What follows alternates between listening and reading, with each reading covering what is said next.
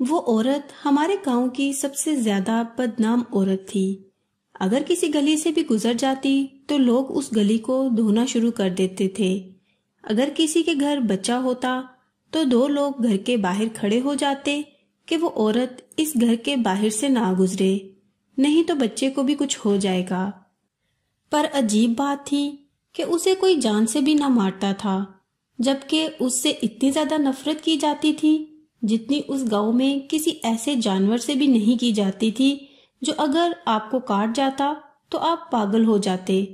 میں بہت چھوٹی سی تھی جب سے اس کے قصے اور کہانیاں سنتی آ رہی تھی۔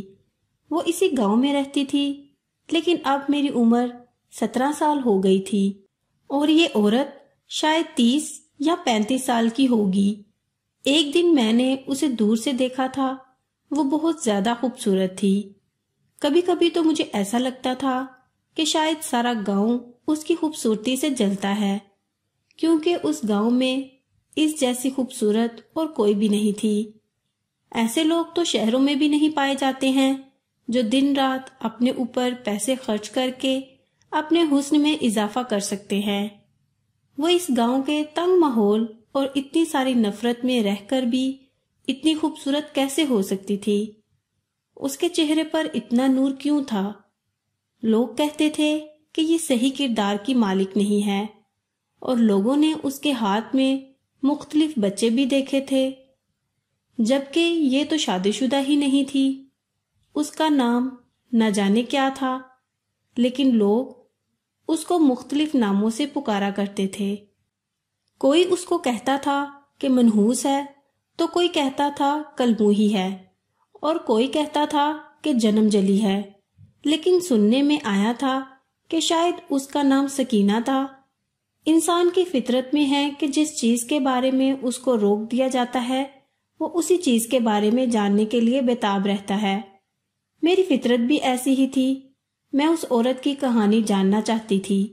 یہ اس گاؤں میں بنے ہوئے ایک چھوٹے سے گھر میں رہتی تھی جو اس کا اپنا گھر نہیں تھا، لیکن سنا تھا کہ اس گھر میں کسی آسیب کا سایہ تھا، اسی لیے وہاں پر کوئی بھی نہیں رہتا تھا تو یہ وہیں پر رہتی تھی۔ اس گھر سے تو لوگ اتنا ڈرتے تھے کہ اس کا اپنا مالک بھی کبھی وہاں نہیں آتا تھا اور اسے بیچنے کے لیے بھی کوئی اقدام نہیں کرتا تھا۔ ویسے بھی اس گھر کو کس نے خریدنا تھا؟ وہاں پہ سامان بھی پڑا ہوا تھا، لیکن کسی چور میں بھی اتنی ہمت نہ ہوتی کہ وہاں جا کے سامان ہی چوری کر لیتا۔ اکثر گاؤں میں یہ عورت نظر آتی رہتی تھی، اور جب بھی نظر آتی تو میں اس کے بارے میں پرتجسس ہو جاتی تھی۔ پھر ایک دن گاؤں میں یہ خبر پھیلنے لگی کہ وہ گاؤں کی جوان لڑکیوں کو کوئی کاغذ پکڑا رہی ہے، اور یہ ایک کاغذ نہیں ہے بلکہ 3-4 کاغذوں پر مشتمل ایک لمبی سی تحریر ہے، جس کو وہ ان لڑکیوں تک کسی طرح پہنچانے کی کوشش کر رہی ہے، جن کی عنقریب ہی شادی ہونے والی ہے۔ یہ بات بڑی عجیب تھی۔ ہمارے گاؤں میں تو ویسے ہی عجیب و غریب قسم کے رسم و رواج پر بھی عمل کیا جاتا تھا، اور لوگوں میں کوئی اتنی عقل بھی نہیں تھی۔ میں بھی زیادہ پڑھی لکھی تو نہیں تھی، لیکن پڑھنے لکھنے سے شعور نہیں آتا، یہ تو تجربے اور حالات کو دیکھنے سے آتا ہے۔ مجھے کم سے کم اتنا تو پتا تھا کہ اس عورت کے بارے میں اتنی باتیں کی جاتی ہیں، وہ ساری کی ساری سچ نہیں ہو سکتی۔ جانے وہ کاغذ پر لکھ کر کیا بانٹ دے رہی تھی، اور وہ بھی صرف ان لڑکیوں کے لیے جن کی شادی ہونے والی تھی۔ میری ایک دوست بھی تھی جس کی شادی 2 ہفتے بعد تھی۔ میں نے کہا کیا تمہیں بھی وہ کاغذ ملا ہے؟ اس نے کہا کہ میں تو گھر سے باہر نہیں نکلتی، اور اب اگر مجھے کوئی مجبوری ہوئی تو میں تب بھی نہیں نکلوں گی۔ کیوں؟ تم کیوں پوچھ رہی ہو؟ میں نے کہا کہ اگر تمہیں وہ کاغذ ملے تو مجھے بھی بتانا، میں دیکھنا چاہتی ہوں کہ اس پر کیا لکھا ہوگا۔ میری دوست نے کہا کہ اس طرح کی باتیں اپنے دماغ سے نکال دو، اور جہاں تک مجھے لگتا ہے اس کاغذ پر کوئی اچھی بات نہیں لکھی ہوگی۔ امی کہہ رہی تھی کہ وہ اس کے اوپر کوئی الٹی سیدھی باتیں لکھ کے اس گاؤں کی لڑکیوں کو اپنے جیسا بنانا چاہتی ہے، تو ظاہر ہے اس میں کوئی الٹے سیدھے مشورے لکھے ہوں گے۔ جس لڑکی کو کاغذ ملا تھا اس نے تو اسے جلا دیا، اور میں تو باہر جانے ہی نہیں والی۔ میں نے کہا کہ تم کتنی ڈرپوک ہو، وہ کاغذ ہے، کوئی تعویذ نہیں۔ وہ کہنے لگی کہ نہیں، لوگ کہہ رہے ہیں کہ وہ تعویذ بھی ہو سکتا ہے، یہ سارا گاؤں اس سے نفرت کرتا ہے اور وہ بدلے میں اس گاؤں سے محبت نہیں کرتی ہوگی۔ ہو سکتا ہے ہمارا گھر برباد کرنے کے لیے ہم پر جادو کر رہی ہو، اوپر سے وہ اس گھر میں رہتی ہے جہاں سائیں ہیں، ہو سکتا ہے اس نے کسی آسیب سے دوستی کر لی ہو اور اس کی مدد لے کے یہ سب کچھ کر رہی ہو۔ میں نے کہا کہ تم بھی کتنی بے وقوف ہو، اگر کسی نے تم پر جادو کروانا ہے تو وہ کیا تمہارے سامنے ہی تم پر جادو کرنا شروع کر دے گا؟ اگر اس نے ایسا ہی کرنا ہوتا تو وہ تم لوگوں کو وہ کاغذ ہاتھ میں نہیں پکڑاتی۔ اس گاؤں کے لوگوں کو عقل بانٹنے کا مطلب تھا اپنی عقل نکال کے کوڑے میں پھینک دینا، کیونکہ یہ کسی بھی بات کو سمجھتے ہی نہیں تھے۔ لوگ کہتے تھے کہ انہوں نے اس کی گود میں بچہ دیکھا تھا جس کو وہ اٹھائے پھر رہی تھی، لیکن کچھ وقت کے بعد وہ بچہ اس کے پاس نہیں تھا، اور پھر لوگوں نے اس کے پاس کوئی اور بچہ بھی دیکھا تھا، لیکن وہ بھی کچھ عرصہ کے بعد اس کی گود میں نہیں تھا۔ کہتے تھے کہ یہ ناجائز تعلقات قائم کر کے بچے پیدا کر لیتی ہے اور پھر شاید ان کو بیچ دیتی ہے، ورنہ بچے کہاں چلے جاتے ہیں۔ مطلب اس سکینہ نام کی عورت کے بارے میں آپ کو اس گاؤں میں سننے کے لیے کوئی اچھی بات مل ہی نہیں سکتی تھی۔ ایک دن میرے گھر میں میری شادی کی بات ہونے لگی۔ میری ماں نے کہا کہ اگلے سال کے پہلے مہینے میں تو نے 18 سال کا ہو جانا ہے، اسی لیے ہم تیری شادی بھی کرنے کے بارے میں سوچ رہے ہیں۔ آج کل کوئی رشتہ تلاش کر رہے ہیں تو پہلے بتا رہی ہوں تاکہ تو اپنا دماغ بنا لے۔ میں شادی نہیں کرنا چاہتی تھی، لیکن اس گاؤں میں جب لڑکی 18 سال کی ہو جاتی تھی تو اس کی شادی کروا دی جاتی تھی۔ 18 سال سے پہلے کی عمر میں بھی شادی کروائی جا سکتی تھی، لیکن 18 سال کی لڑکی ہوگی تو مطلب اس کی شادی ہی ہوگی، اور اگر نہیں ہوگی تو سارا گاؤں اس کے خلاف باتیں کرے گا، اور اگر زیادہ ہی دیر کر دی تو بہت سارے لوگوں کو لے کے گھر بھی آ جائیں گے کہ کیا مسئلہ ہے، کیوں شادی نہیں کرتے ہو۔ ان کا کہنا تھا کہ عورت کی شادی وقت پر نہ کی جائے تو وہ معاشرے میں بگاڑ کا سبب بنتی ہے، اور وہ یہ بھی کہتے تھے کہ سکینہ کی شادی دیر سے کروائی گئی تھی، اسی لیے وہ ان راستوں پر لگ گئی اور اب وہ شادی شدہ نہیں، اسی لیے تو سارے الٹے کام کرتی ہے۔ یہ تو میری ماں تھی جس نے مجھے بتا دیا کہ وہ میرے لیے کوئی رشتہ تلاش کر رہی ہیں، تو میں دماغی طور پر اپنے آپ کو تیار کر لوں، ورنہ یہاں پر تو لڑکیاں صبح گھر کے کام کر رہی ہوتی تھی اور شام کو کہا جاتا تھا کہ یہ لو لال جوڑا اور تیار ہو جاؤ، آج تمہاری شادی ہے۔ خیر میرے پاس بولنے کا حق تو تھا، لیکن بولنے کا کوئی فائدہ ہونے والا نہیں تھا، اسی لیے میں نے بھی اس موضوع پر دوبارہ کوئی بات نہیں کی۔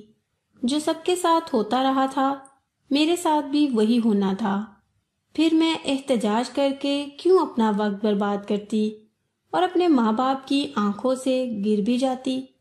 وہ کہتے ہیں کہ پتہ نہیں یہ کس پر چلی گئی ہے کہ ساری بات میری پڑھائی پر آ جاتی۔ ایک دن میں اپنی دوست کے گھر جا رہی تھی جب راستے میں بارش آ گئی اور میں ایک چپڑی کے نیچے کھڑی ہو گئی۔ یہاں پر پہلے کسی عورت نے تندور بنا رکھا تھا، اسی نے یہ نازک سی چھت بنائی ہوئی تھی، میں وہیں پہ کھڑی تھی۔ جب سکینہ بھی وہاں آ کر کھڑی ہو گئی، وہ بھی بارش سے بچنے کے لیے یہاں پر آ گئی تھی۔ اس نے ایک نظر مجھے دیکھا اور ہلکا سا مسکرائی، میں بھی اسے دیکھ کر مسکرائی، پر میری مسکراہٹ ایسی تھی جیسے کوئی فکر میں زبردستی مسکراتا ہے۔ تھوڑی دیر کے بعد مجھے ایسا لگا کہ مجھے یہاں سے چلے جانا چاہیے۔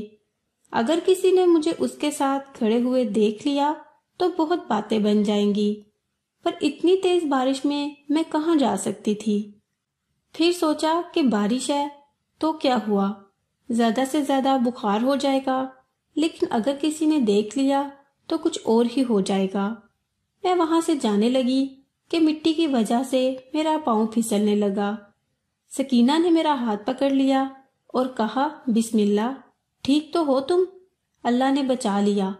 میں نے کہا میں بالکل ٹھیک ہوں۔ میں واپس اسی چھت کے نیچے آ گئی۔ میں نے کہا شکریہ میں ٹھیک ہوں۔ اس نے مجھے دیکھا اور میرے کپڑوں پر جو تھوڑے نیچے زمین پر لگ گئے تھے اس کے اوپر سے مٹی صاف کرنے لگی۔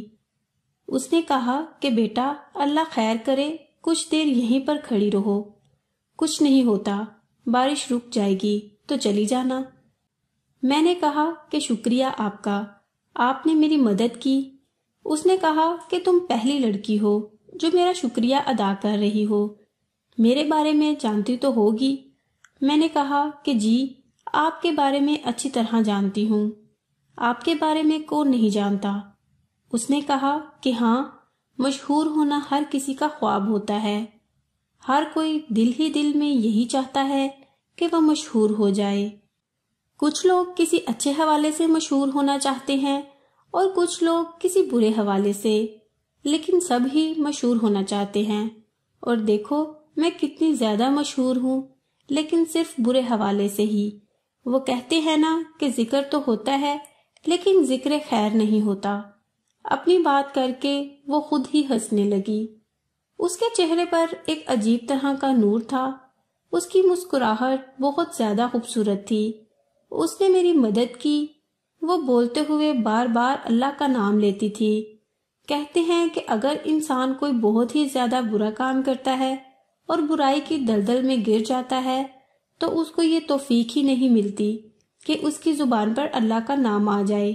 لیکن اس عورت کو دیکھ کر تو ایسا لگتا تھا کہ جیسے اس کی زبان پر صرف اللہ کا نام ہی نہیں، اس پر اللہ کا کوئی خاص کرم تھا۔ مجھے اس کے پاس کھڑے ہو کر بالکل بھی برا نہیں لگ رہا تھا، عجیب نہیں لگ رہا تھا۔ میں اگر ڈر رہی تھی تو صرف گاؤں والوں کی وجہ سے۔ میں نے سوچا کہ یہ موقع اچھا ہے، آس پاس تو کوئی تھا ہی نہیں۔ میں نے کہا آپ آج کل ایک کاغذ بانٹتی پھر رہی ہیں، برا نہ منائیں، تو میں پوچھ سکتی ہوں کہ اس میں کیا لکھا ہوتا ہے؟ اس نے کہا کہ تمہاری شادی ہونے والی ہے کیا؟ میں نے کہا کہ ہاں، یہی سمجھ لیں۔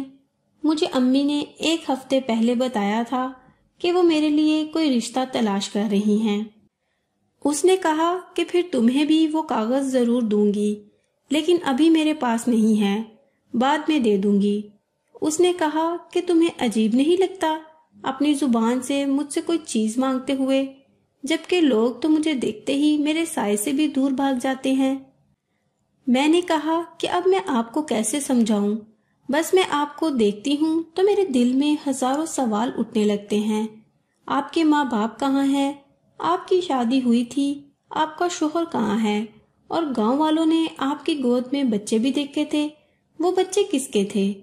اس نے کہا کہ یہاں کھڑے ہو کے تم کو سب کچھ نہیں بتا سکتی ہوں، پر کسی دن ضرور بتاؤں گی۔ بارش رک جائے تو جاؤ جہاں بھی جا رہی تھی، اور میں بھی چلتی ہوں۔ میں نے کہا کہ ٹھیک ہے۔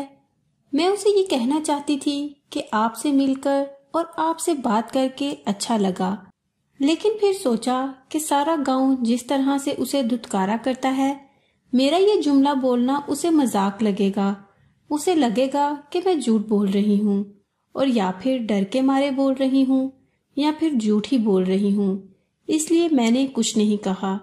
وہ مجھے اللہ حافظ بول کے وہاں سے چلی گئی۔ میں گھر گئی تو میرے رشتے کی بات پکی ہو چکی تھی، اور تاریخ بھی مجھے پتا تھی کہ اب یہ دن بھی اسی طرح گزر جائیں گے اور میری شادی ہو جائے گی۔ بس میری شادی کروا رہے ہیں، مجھ پہ ہزاروں ذمہ داریاں آ جائیں گی جن کو سنبھالنے کے قابل میں نہیں تھی۔ پتہ نہیں کون لوگ ہوں گے، کیسے ہوں گے۔ میری ماں نے پہلے میری ایک بہن کی شادی کی تھی، وہ بالکل بھی خوش نہیں تھی۔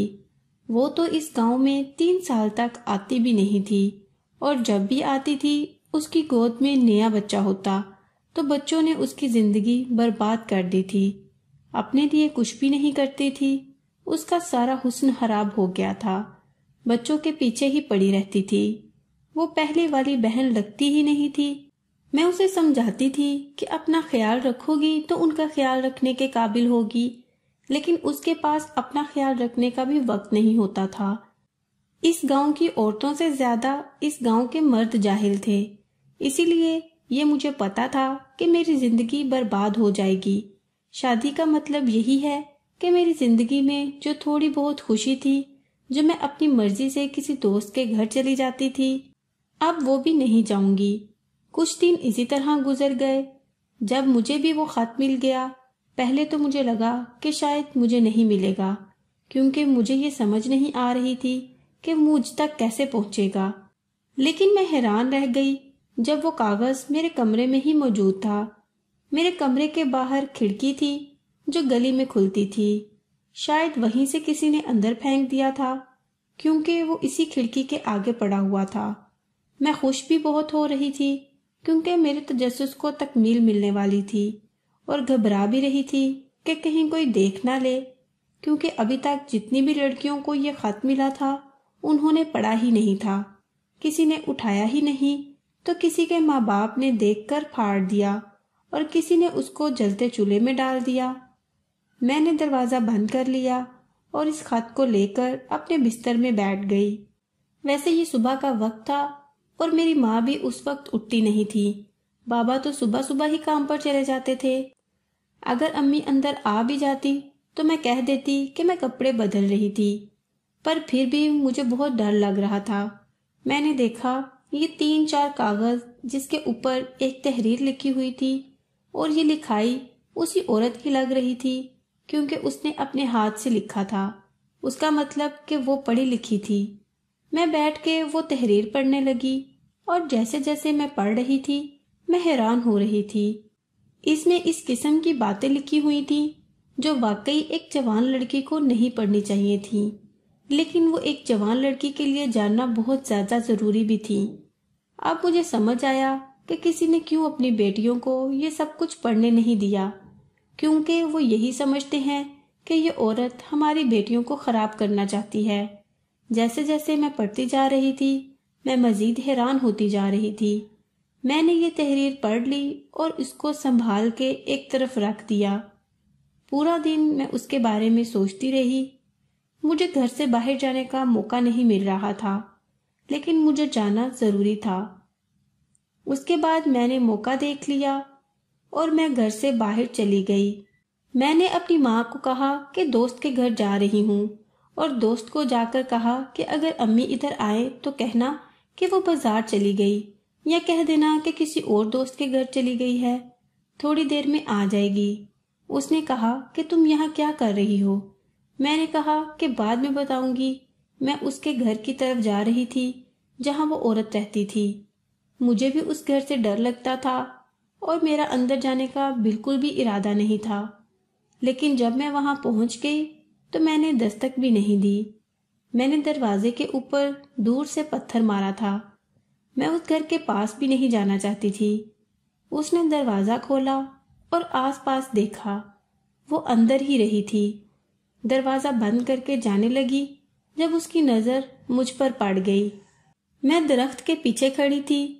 اس نے مجھے پہچان لیا اور مجھے قریب آنے کا اشارہ کیا، تو میں نے نہ میں سر ہلایا۔ وہ مسکرا دی اور اس کے بعد اس نے کہا کہ وہ آ رہی ہے۔ وہ میرے پاس آئی اور ہم لوگ اسی درخت کے نیچے بیٹھ گئے۔ ہم لوگ یہاں بیٹھے ہوئے کسی کو بھی نظر نہیں آ رہے تھے۔ میں نے سلام کیا، اس نے جواب دیا۔ وہ بالکل ایسی تھی جیسے اگر میری کوئی بڑی بہن ہوتی تو شاید ایسی ہی ہوتی، اسی عمر کی اور اسی طرح کی باتیں کرتی تھی۔ کہنے لگی کہ لگتا ہے تم کو کاغذ مل گیا تھا۔ میں نے کہا کہ جی مل گیا تھا اور پڑھ لیا، اور اب میں یہ جاننا چاہتی ہوں کہ آپ نے یہ سب کچھ کیوں لکھا، آپ یہ سب کچھ کیوں کر رہی ہیں؟ آپ کو پتہ ہے کہ یہ سب کچھ کر کے بھی کسی کا فائدہ نہیں ہونے والا۔ اس نے کہا کہ ہاں مجھے پتہ ہے، لیکن میں پھر بھی یہ سب کچھ کر رہی ہوں کیونکہ نہیں چاہتی ہوں کہ جو میرے ساتھ ہوا وہ دوسروں کے ساتھ ہو جائے۔ میں نے کہا کہ آپ کے ساتھ کیا ہوا تھا، مجھے بتائیں، میں آپ کی کہانی سننا چاہتی ہوں۔ اس نے کہا ٹھیک ہے، میں تمہیں بتاتی ہوں کہ تم اتنی دور سے یہاں تک آئی ہو اور تم اندر بھی نہیں آئی۔ اس بات پر وہ ہنسنے لگی اور میں بھی ہنس پڑی۔ میں نے کہا کہ مجھے تو بھوتوں سے بہت ڈر لگتا ہے۔ اس نے کہا کہ ٹھیک ہے، لیکن کیا تم کچھ کھانا چاہو گی؟ میں نے کہا کہ نہیں، مجھے کچھ نہیں کھانا۔ وہ کہنے لگی فکر نہیں کرو، حرام کے پیسوں کی چیز نہیں ہے۔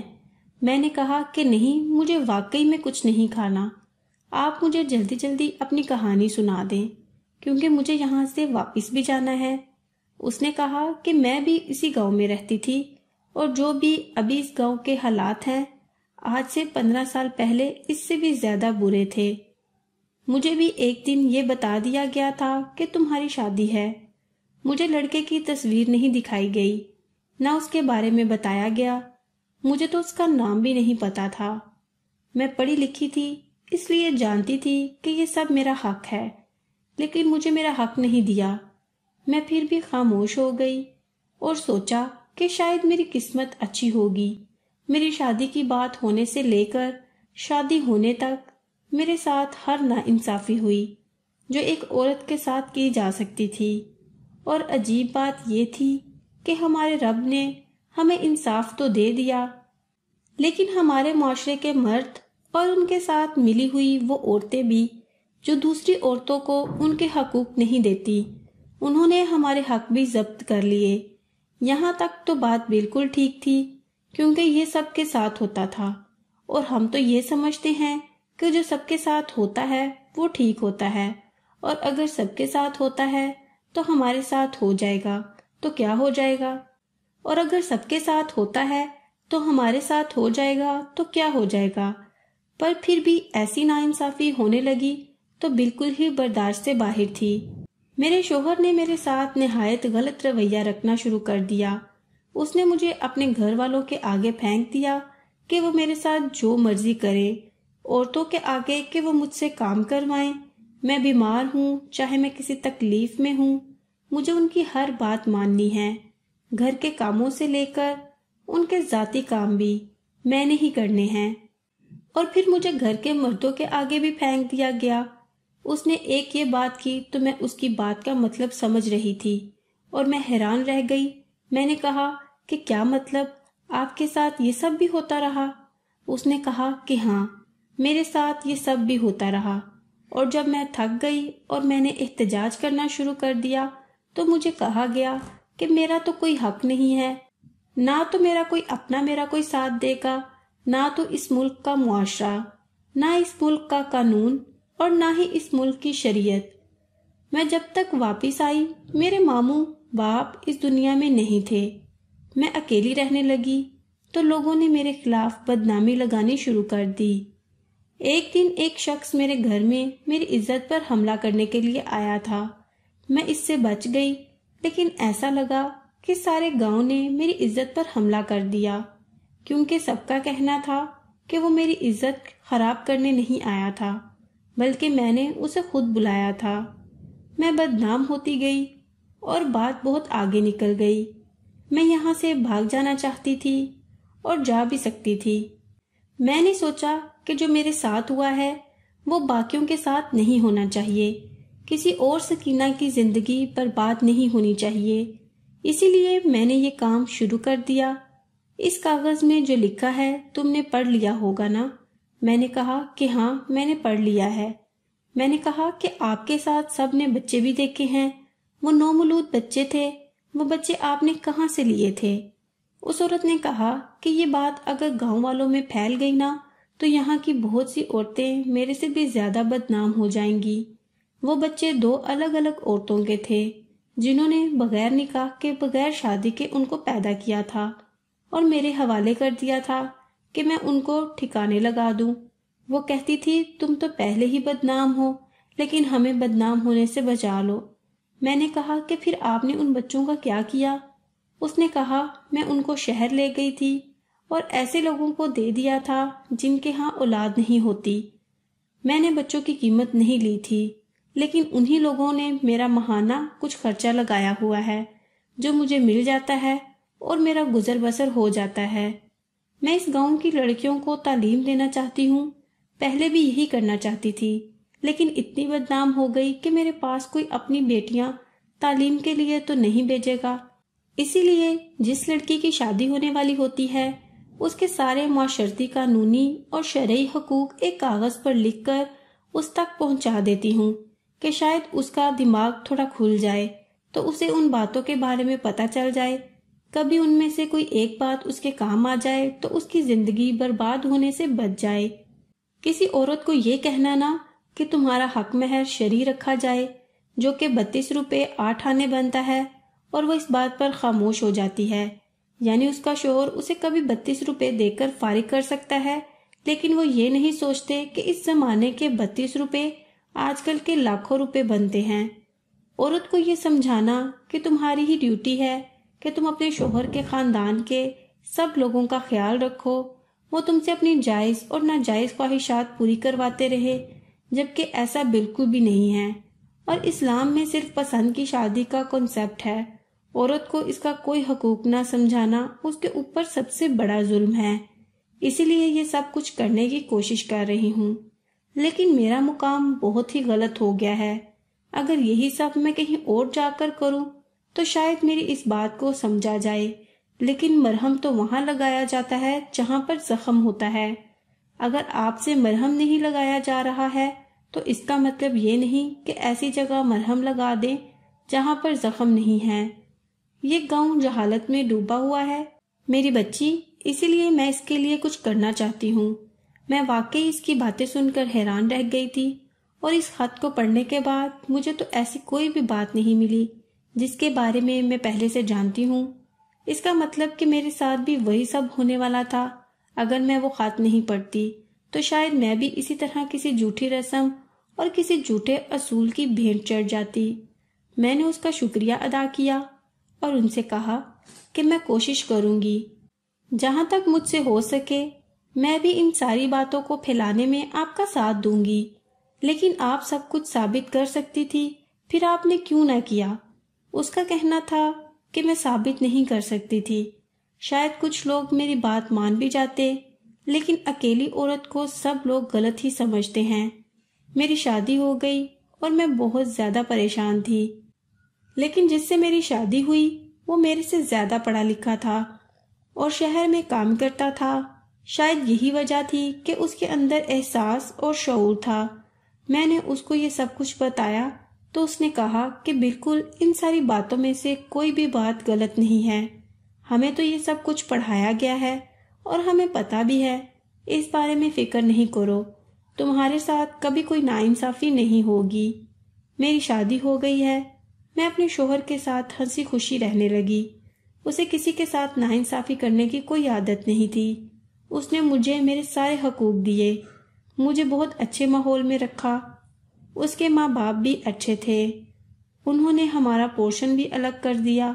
انہوں نے کہا کہ اس میں کوئی بری بات نہیں ہے، زندگی میں سب کچھ ٹھیک تھا۔ میں کافی عرصے بعد اپنے گاؤں آئی اور اس عورت کو تلاش کرنا چاہتی تھی، پتہ لگانا چاہتی تھی کہ وہ کیسی ہے، لیکن مجھے پتہ چلا کہ وہ اس دنیا میں نہیں ہے، وہ اپنے گھر میں ہی کسی بیماری کی وجہ سے فوت ہو گئی تھی، اور یہ گاؤں والے اتنے سنگ دل ہیں، یہ اس کا جنازہ بھی پڑھانا نہیں چاہتے تھے، لیکن پھر ایک شخص نے ہمت کی اور سارے معاملات دیکھے، اور اس کی قبر بھی اسی کے گھر کے اندر بنا دی گئی، یعنی وہ گھر اس کا مقبرہ بن گیا تھا۔ میں سوچنے لگی کہ اس کی نیت بھی اچھی تھی اور سوچ بھی، لیکن کسی نے اس کا ساتھ نہیں دیا، اور اب میں نے سوچ لیا تھا کہ یہ کام میں کروں گی، اور ان ساری باتوں کو ایک کتاب کی صورت میں لکھ کر ان لڑکیوں تک پہنچاؤں گی۔